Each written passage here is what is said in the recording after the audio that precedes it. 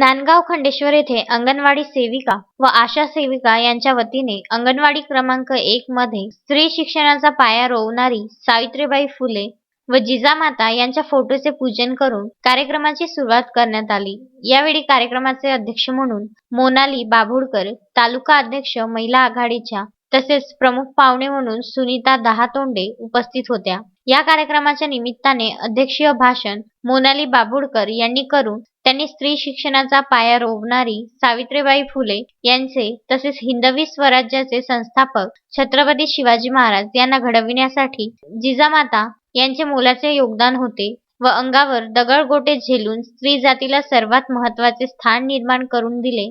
आज विभिन्न क्षेत्रात अग्रेसर असलेल्या महिलांना बहुमत प्राप्त होत असून ती सर्वच क्षेत्रात कार्यरत आहे असे मत त्यांनी व्यक्त केले। यावेळी कार्यक्रमाकरिता चित्रा सूर्यवंशी, मुक्ता बुगले, लक्ष्मी वानखडे, सीमा मसराम, रुपाली देवडे, सपिया, बेबी खंडार, संगीता राठोड, मालू खंडार, पुष्पलता गेडाम, रंजना पेंदाम इत्यादी महिला उपस्थित होत्या।